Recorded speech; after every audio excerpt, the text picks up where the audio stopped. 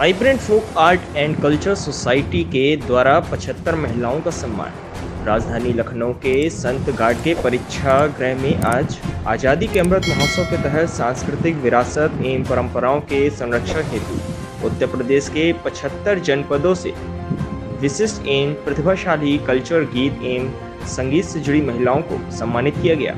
इस कार्यक्रम में मुख्य अतिथि नम्रता पाठक रहीं।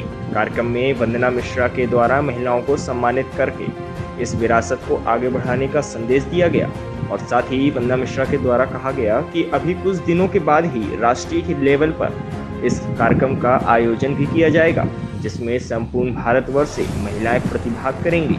ये तो बहुत बड़ा कार्य किया है वंदना मिश्रा जी ने, और इतना आसान नहीं होता 75 लोगों को जोड़ना और उसके बाद सबको एक साथ गवाना। ये बहुत बड़ा कार्य हुआ है और ये अमृत महोत्सव के अंतर्गत हुआ है, तो आगे भी भविष्य में सोचते हैं इससे बड़ा कार्यक्रम है। आपको ये बता दें, शास्त्रीय संगीत की उत्पत्ति ये इससे ही हुई है, लोक संगीत से। मगर जब लोग सुनते हैं तो ये नहीं समझते हैं कि लोक संगीत इतनी बड़ी चीज़ है। पारंपरिक गीतों को रखना और उसको गाना और उसको आगे तक निभाना बहुत बड़ी चीज़ है। ये आगे की युवा पीढ़ी कर ले तो बहुत बड़ी बात है। ऐसे तो संभावना नहीं लगती, क्योंकि आजकल ये डीजे वीजे का ज़माना चल गया है। मगर पारंपरिक गीत की अपनी ही एक अहमियत है, वो कभी जा नहीं सकती। आज आप कितना भी वो बजा लें, उसके पश्चात आपको इसी की आवश्यकता है। पारंपरिक उसी के जरिए आपको हर चीज़ पता रहती है। मैं डॉक्टर श्रेया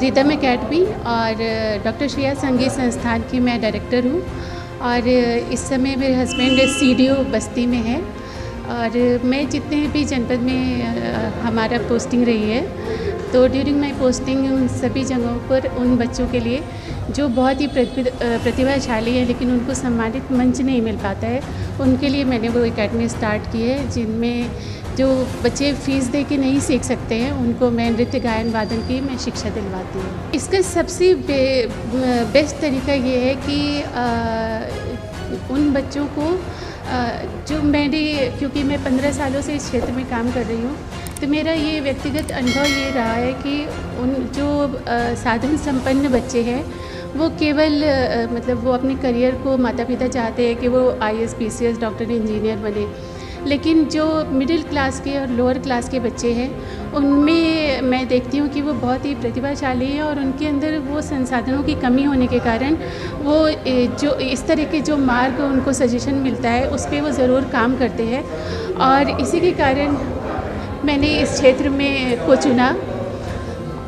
और हमारी जितनी भी पौराणिक कथाएं हैं, हमारी कला संस्कृति है, जितने भी कैरेक्टर्स हैं, चाहे वो राम जी का हो, सीता जी का हो, द्रौपदी का हो, उन सबको हम मॉडिफाई करके हम नए तरीके से उन बच्चों को लोक संगीत के और लोक कला के प्रति उनका रुझान हम बना सकते हैं। आज आप यहाँ आई थी, आपको भी सम्मानित किया गया है, कैसा महसूस करती हैं?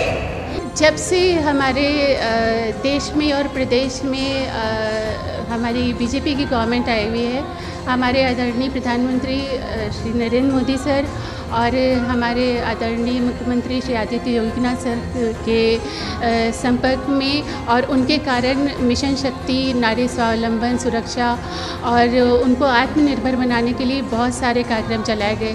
बेटी बचाओ बेटी पढ़ाओ, मिशन शक्ति का मैं बहुत बड़ा हिस्सा रही हूँ, फेज़ 1 का भी फेज़ 2 का भी। तो अब कम से कम ये स्थिति बन गई है इस गवर्नमेंट के आने के बाद कि घर घर में बेटियों के बारे में, नारी सुरक्षा के बारे में, उनको आत्मनिर्भर बनाने के लिए लोग सजग हो रहे हैं और शासन और प्रशासन ने अपनी कमर कसी हुई है। इसी श्रृंखला को आगे बढ़ाते हुए जैसे कि 75 वर्ष बीते हमारी आज़ादी के और हम लोग आज़ादी का अमृत महोत्सव मना रहे थे, इसी श्रृंखला में जो ये कड़ी जुड़ी है स्पेशली महिलाओं के लिए ये बहुत ही सराहनीय है। मैं इसकी जो संचालिका आयोजिका है वंदना मिश्रा जी, उनको बहुत बधाई देती हूँ और मैं ज़रूर चाहूँगी कि इस तरह का मंच जो गाँव में, दूर दराज इलाकों में जो प्रतिभाशाली जो महिलाएं हैं उनको मंच मिले और उनको इस तरह का एक साधन भी मिले जिससे उनकी प्रतिभा सबके सामने आए।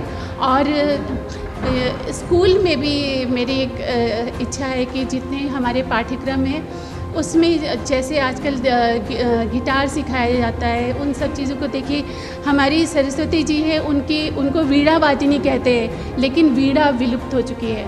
तो वीणा सिखाया जाए, सितार सिखाया जाए उनको। और हमारे घरों में जो हमारी दादी नानियाँ थी, हमारे घरों में आंगन में ढोलक बजा करती थी, मंजीरे बजा करते थे। हमारी बुआ सब शादियों में गाना गाया करती थी। हमारे यहाँ शादियों में जब बारात आती थी तो हम लोग गालियाँ देते थे, छेड़छाड़ होती थी। वो सारी जो सुंदरता, वो सारी ब्यूटी, सारी मिठास, वो सबकी परिभाषा बिल्कुल चेंज हो गई है। हमारी जो युवा पीढ़ी है वो बहुत ही तेज़ रफ्तार से वो भाग रही है पाश्चात्य सभ्यता की ओर। और ये हम सब के लिए, स्पेशली अभिभावक होने के नाते, माता पिता होने के नाते, हम सब के लिए चिंता का विषय है। उसके लिए इस तरह के प्लेटफॉर्म की ज़रूरत है और सजग होने की ज़रूरत है, क्योंकि विश्व में भारतवर्ष एक अकेला देश ऐसा है जहाँ पे हम शिक्षा के साथ संस्कार और कला भी देते हैं। जब जो हमारी पहचान है वही ख़त्म हो जाएगी तो फिर हम दूसरे देशों की तरह हम भी गिने जाएंगे।